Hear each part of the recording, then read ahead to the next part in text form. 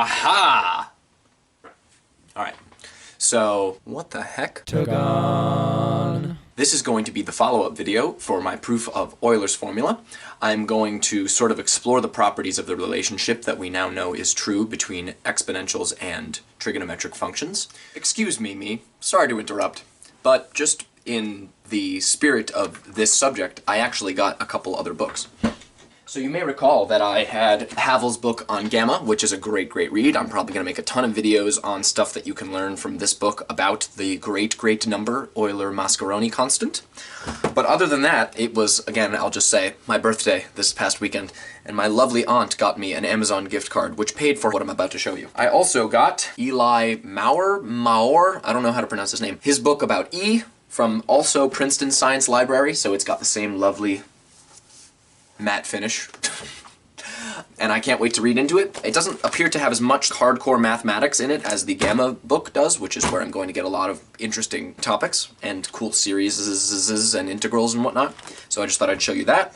As well, I got Paul Nahin's book on I, the square root of -1. Again, doesn't have as much hardcore math in it as the others, but I'm sure it will be a very interesting read, also from Princeton's Science Library. And naturally, of course, more pertinent to this video, I got Nahin, whatever, his book on Euler's fabulous formula. Cures many mathematical ills, and that's of course the subject of this topic, e to the I, well, pi. Okay, but it is about e to the I theta. The page is torn. This is supposed to be brand new. The page is torn on the inside. Heavens above, Gromit.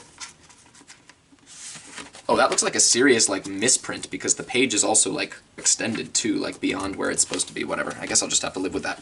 Point is, I now have the complete collection of all of the very nice feeling Princeton Science Library math books, which I'm very excited to read. I already read this one on my own, but I'm going to be going through this a lot. I also made a post about this brand new collection on the What the Hectagon Instagram page, so if you haven't seen that, check it out. Give me a follow. Alright, back to me. We're going to see if we can derive cool facts that we perhaps already knew, like the Pythagorean identity, angle sum formulas, and a couple other things if there's time. So let's get to it.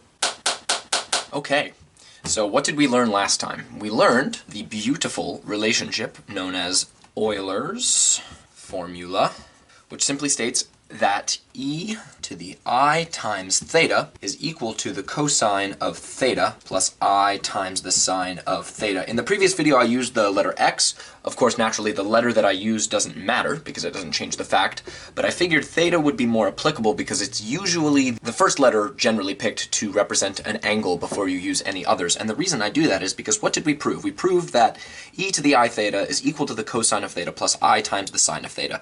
And if you've seen the thumbnail of the video, which you would have had to have clicked on it, you'll notice that in the thumbnail there's a representation of the unit circle in the complex plane. This is the real axis down here, and this is the imaginary axis up here, right? And that angle theta, and because it's in the unit circle, much like in the xy plane as opposed to the complex plane, given this angle, this horizontal bit is the cosine of theta in magnitude. And given this angle, this vertical bit is the sine of theta in magnitude. But remember, this is the imaginary axis now. So it's not just the sine of theta moving up and down. It is I times the sine of theta, which tells us that this point on the complex plane is exactly the number cosine of theta plus I times the sine of theta, which we've already shown to be equal to e to the I theta.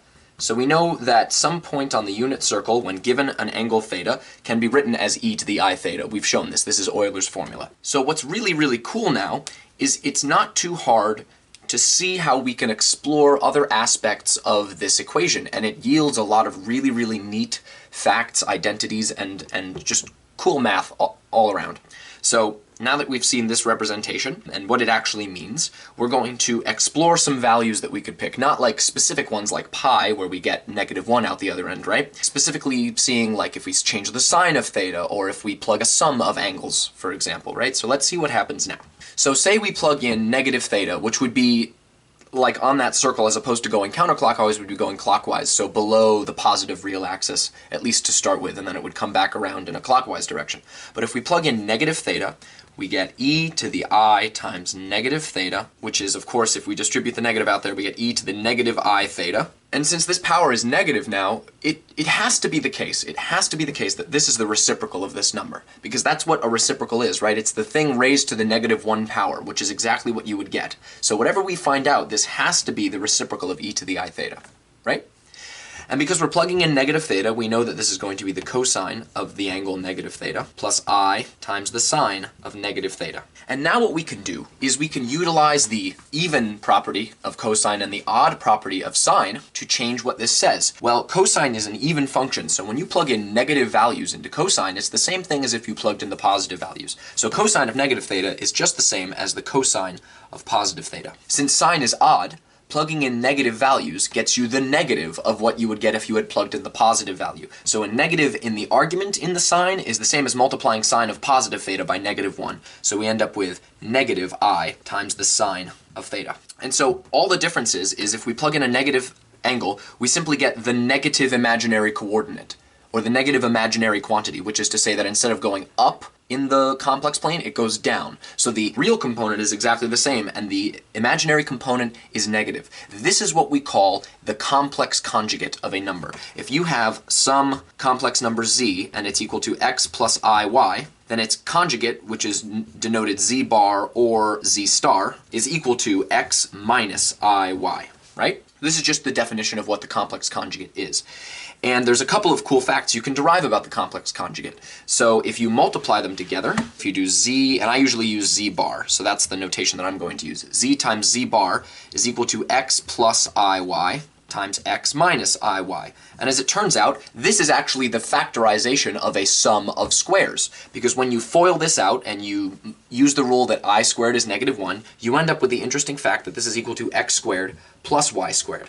So all those times that your teacher told you that you couldn't factorize a sum of squares, they were incorrect. All you needed to know was complex numbers, and you could factorize it, right? This is different from the difference of squares, which factorizes into x plus y times x minus y.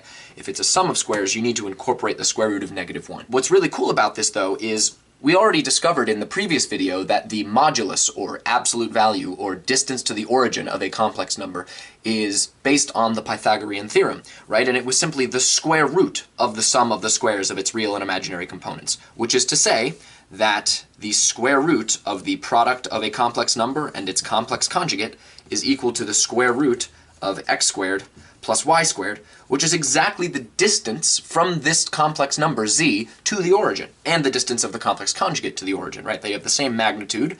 The imaginary component is just negative. So this is that r that we were discussing in the previous video, right? This is the distance of this number z, or the conjugate of z, to the origin. The square root of the product of a complex number and its complex conjugate gives you the distance of either of those numbers to the origin.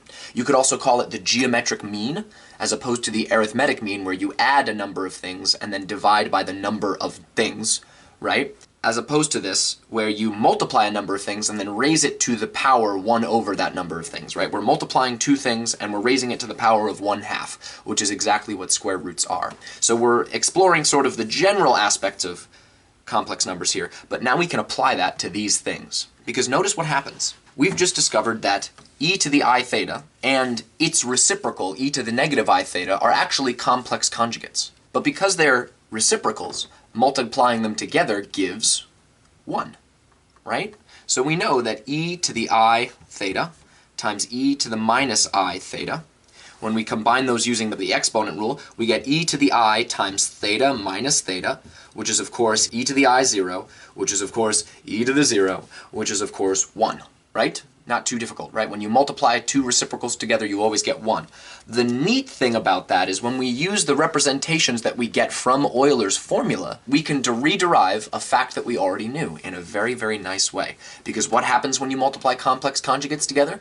You simply get the sum of the squares of the real and imaginary parts. Because what we get is, we get cosine of theta plus I times sine of theta, which is e to the I theta, times e to the negative I theta, which is cosine of theta minus I times the sine of theta. And you FOIL them all out using the fact that I squared is negative 1, and you end up with the fact that 1 has to be equal to cosine squared of theta plus sine squared of theta. which is the Pythagorean identity that we derived when we were first learning about trigonometry.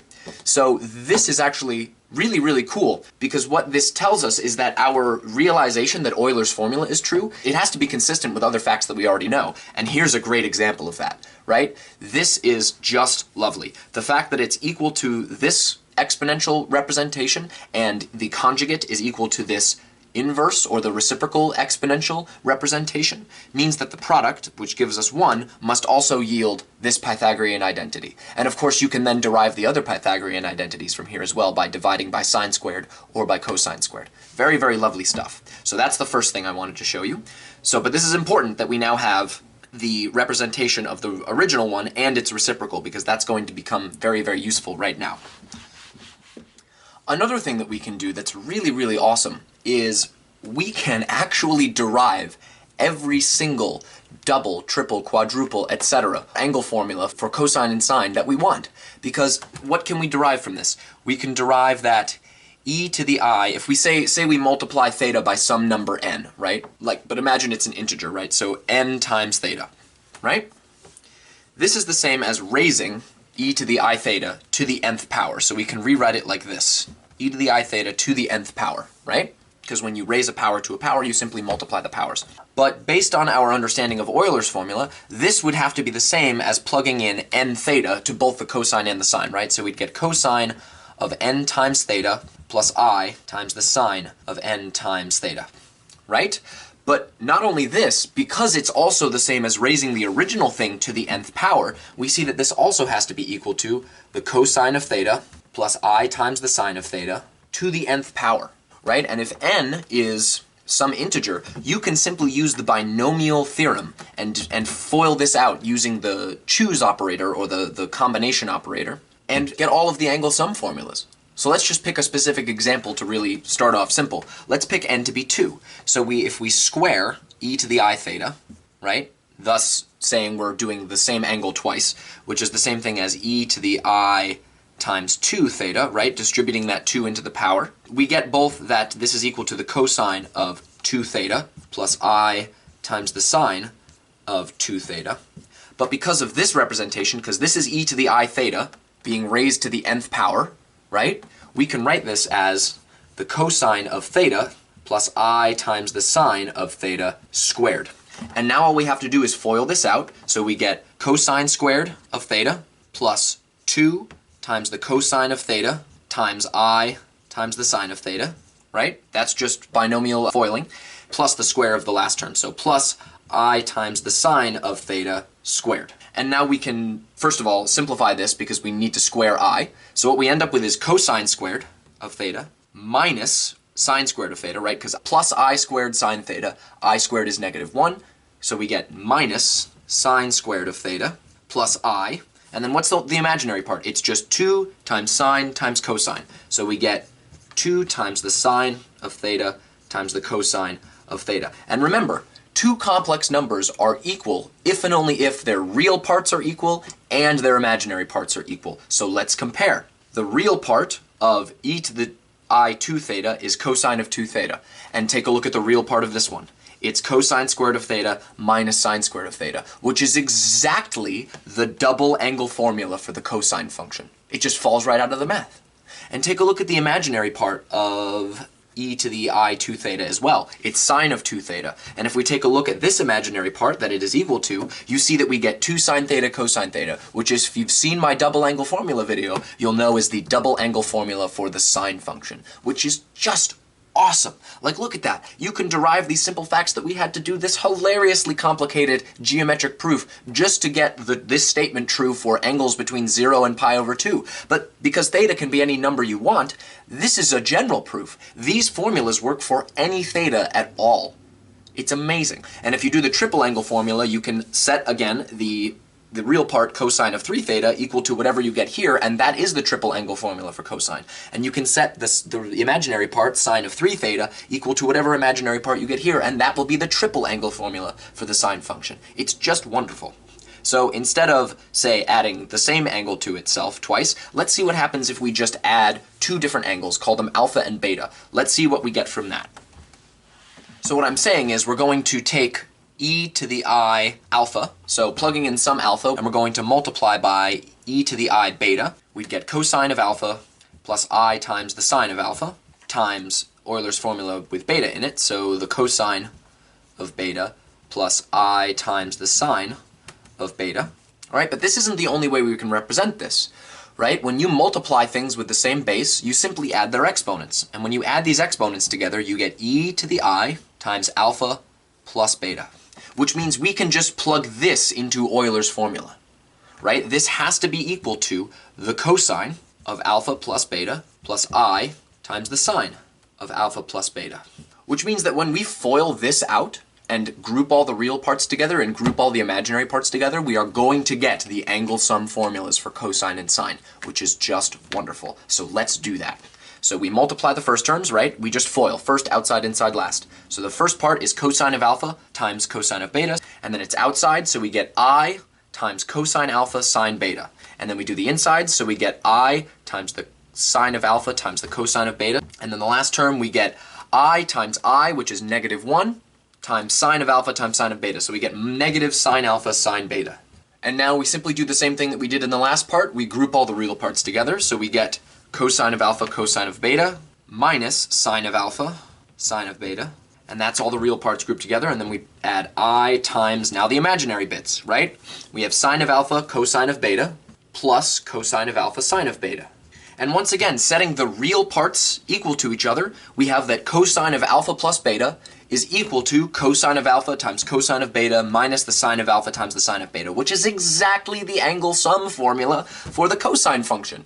And if we take a look at the imaginary part, we get the sine of alpha plus beta, and that is equal to this imaginary part, which is the sine of alpha times the cosine of beta plus the cosine of alpha times the sine of beta, which is once again exactly the angle sum formula for the sine function, both of which we proved in that sort of tedious geometry video that I made a couple months back. So just this simple bit of algebra, after doing a little bit of calculus, gets us all of these facts, and you can derive all of them. It's absolutely beautiful.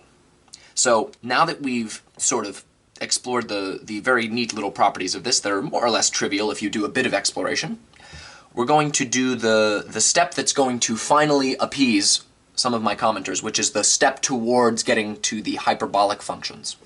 And we're going to derive complex exponential representations for the sine function and the cosine function, which will not be difficult because we have the complex conjugate, which is also the reciprocal of the term that we were talking about. So let's take a look at that.